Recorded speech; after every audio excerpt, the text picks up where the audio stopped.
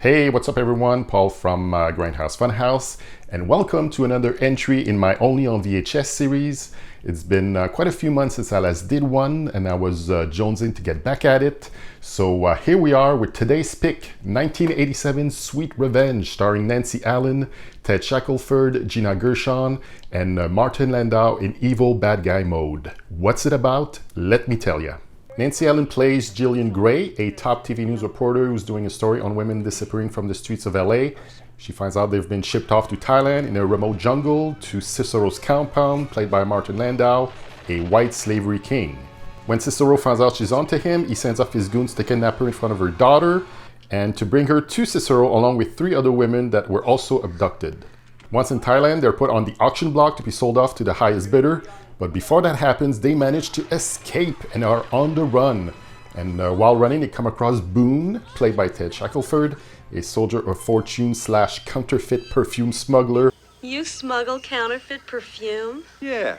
Some guy was going to pay me $1,000 a jug and still clear 100% profit back in the States. / harmonica enthusiast, who somehow gets involved in helping them escape.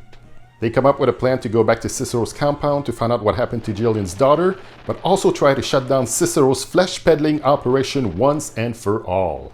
So this being an 80s Roger Corman produced action movie through his new Concord film distribution company, and that it was an Only on VHS title, and that it was shot in the Philippines, where a lot of Corman's early movies from the 70s, those women in peril movies, were shot over there.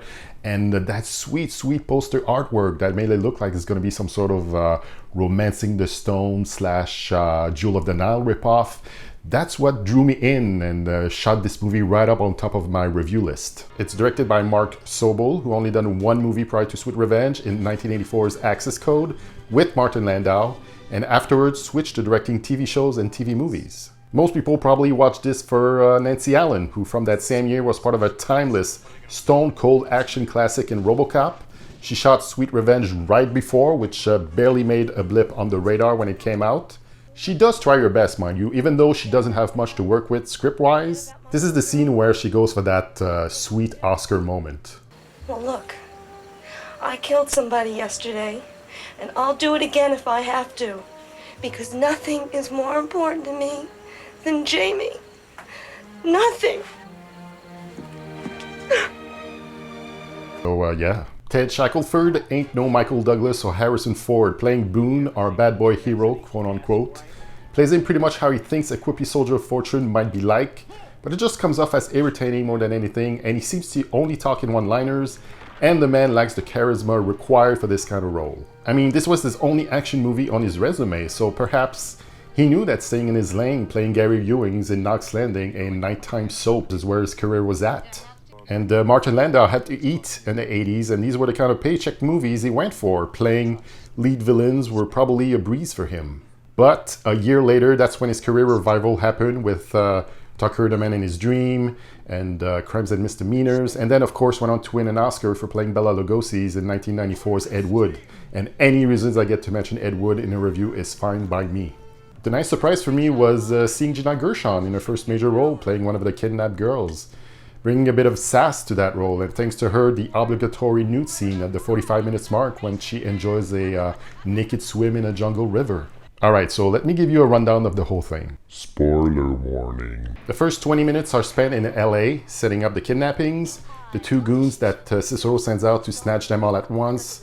For Gina Gershon's character and her friend, it's the lady henchman that pretends to be an agent, representing models that wants to recruit them. Said lady henchman will slow-mo kills anyone that gets in her way.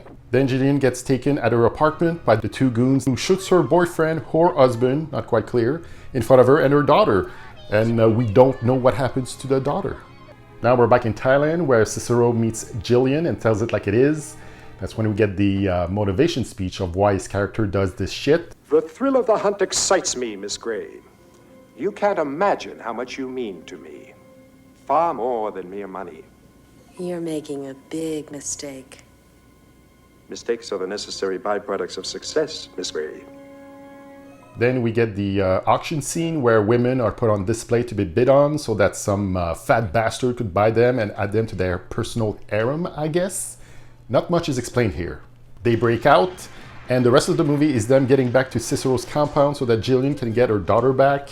She gets help from Boone and his mercenary friend. In the last 20 minutes or so, once at the compound, the ladies who never touched a gun or probably even seen one turn into Kill Squad, transforming each other into Ramboettes. You guys really know how to use those things? How long you been out of the States? They give these things out with Cracker Jacks. Besides, we've seen Rambo. Twice. Great. And can handle machine guns like it ain't no thing. Usually in my cheesy 80s action movies, I can be pretty forgiving in, the lack of story or questionable acting skills if at least I get some good action scenes. Like see some crazy car chases and shoot 'em ups that only crazy 80s stuntmen could get away with, and you don't get that here. Here you get Ted Shackelford throwing grenades like he's trying to throw a paper ball in the trash. Or you see fight scenes where you don't see the punches connect, people shooting machine guns from rooftops and not aiming where they should. The movie ends like it always seems to in 80s action films, with the bad guys flying away in a chopper. Cicero being left behind jumps on it as it takes off, holding on for dear life to the landing skids because, Landau did 100% of his own stunts. Then falls to his unseen death in a very anticlimactic scene in which the helicopter blows up from Boone's long-distance remote control that Jillian pushes the button on. And I wondered how this could be possible that Boone had time to hide a bomb on the helicopter through all the chaos happening. And I had to look back and watch, and it's literally a 1-second sequence where you see Boone out of nowhere sticking that bomb under the chopper. Clearly not much thought was put into that ending because it felt flat, uneventful, and a cheap, easy way out. The woman being safe and sound now back in LA, Jillian gets to reunite at long last with her daughter with zero explanation. Who brought her there? How did she know she'd be there? We don't know and we don't care, and it fades to black. A few more things. You think the authorities would put two and two together when Jillian turns up missing, but no. Law enforcement is nowhere to be found in this movie. I like that Cicero had an 8x10 headshot of himself on his desk. Of course he did.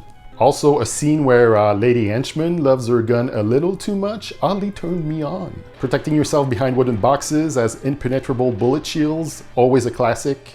And lastly, for some weird reason, I really want to hang out with those laughing machine gun wielding bad guys. I bet they party super duper hard.